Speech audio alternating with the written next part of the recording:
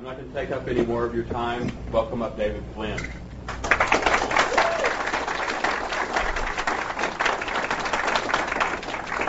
Thanks a lot. Thanks a lot.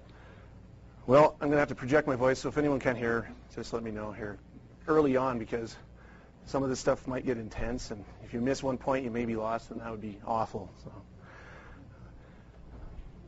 but first, starting with the classical education that anybody who got a classical education would know, Plato, the earliest philosophers seem to have their act together. And one of the things that I think is one of the most salient to what I'm going to talk about is geometry. And Plato said that geometry, rightly treated, is the knowledge of the eternal. Now, just cursory look at that, it's like, well, yeah, he really was into geometry. He was really into doing math. And that wasn't the thing, though, because he looked at it as a religion. He's talking about the eternal. And eternity, the attribute of actually possessing eternalness, is something that's ascribed to the main deity. Geometry, of course, isn't just measuring circles and squares and determining angles. It's actually measuring the earth, geometry. It's actually incorporating both the name for earth and measurement. So how can measuring the earth somehow give us an idea of God? And in addition, eternity connects to time. So how can time be connected to the earth? Well, maybe we in modern civilization haven't really connected with this understanding. Maybe it's antiquated thinking on Plato's part. But I assure you, there are people who are around right now who have taken this quite literally and incorporated it into their religion. It's a religion of geometry. It's a religion that's connected to this idea of eternity.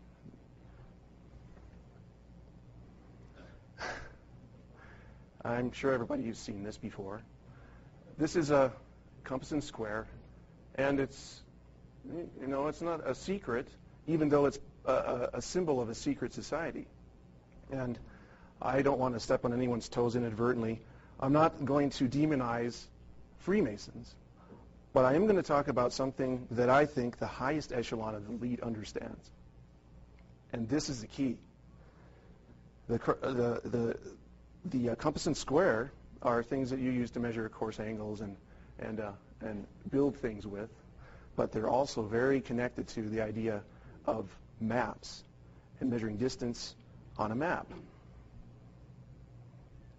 And you can actually pick up quite a bit of information from the Freemason sites on the internet or other grimoires or books that are out, because they give us the information that we need to understand pretty much what they understand in the earliest levels that they move into. They see the symbols and they incorporate this into each of the initiate degrees, and they measure themselves of learned attainment on the degree that they move into. And it's interesting because the name compass in Latin is cum passus, which means by degree, by step, by increments. And so it doesn't have to necessarily connect to this idea of a magnetic compass. It doesn't have to be connected to this idea of this compass and square necessarily. It's just anything with degrees in it. So we're talking about primarily circles, but anything that measures circles and also the system that actually measures them. And this is where the complexity comes in. Why did they just end at 33?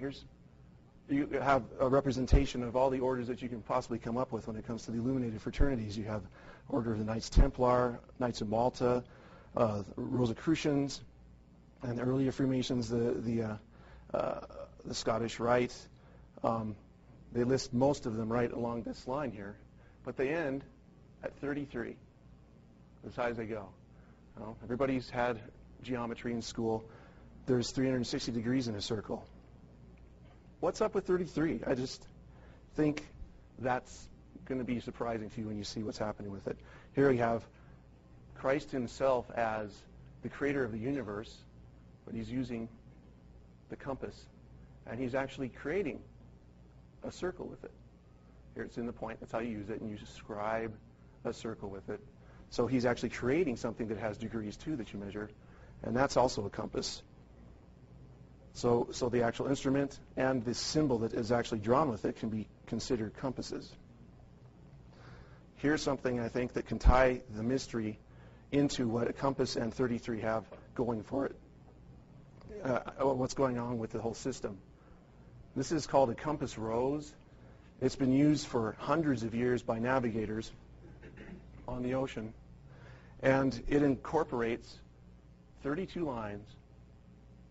And every one of these words here, for the novice navigator, would have to learn these directions. They're all different, and you can see this is in a different language than English. But basically, it'd be north, north by north, northeast, north, northeast. And you'll go all the way through 32 times, and then end up at this point, which is 0 and 33. They found that 33 was the most important number in a system of measuring the Earth and traveling on the Earth. In the center of it, they actually incorporate a rose, too. And this cross is pointing to the east, which represents Jerusalem.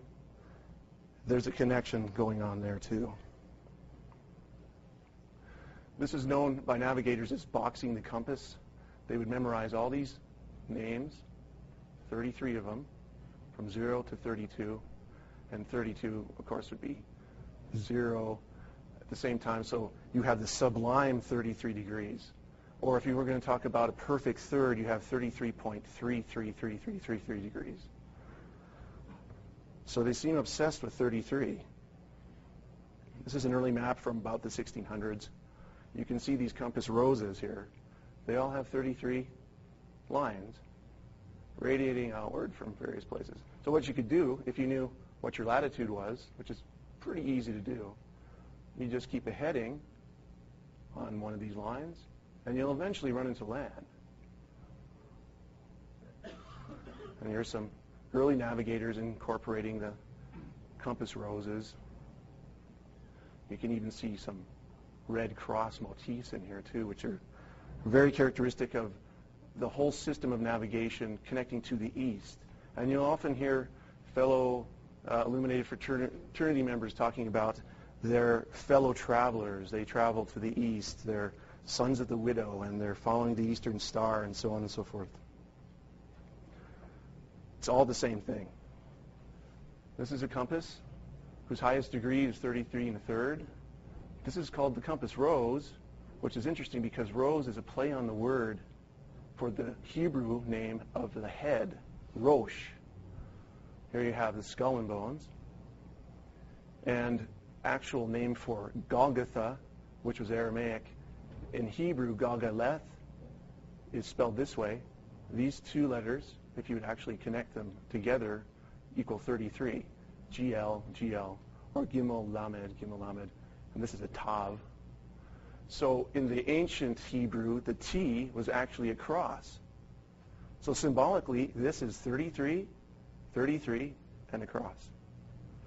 So the name for a skull, place of the skull, Galgaleth, actually symbolizes the same thing as this. Because it's a head, it's a Rosh, just a play on words. And the classical education gave you Hebrew and Greek and Latin. I guess the higher up you go, you get more Hebrew. There's a rose in the cross, more blatant. And this is what it's all about. Golgotha in Jerusalem. Jesus was, if you actually would look into the grimoires of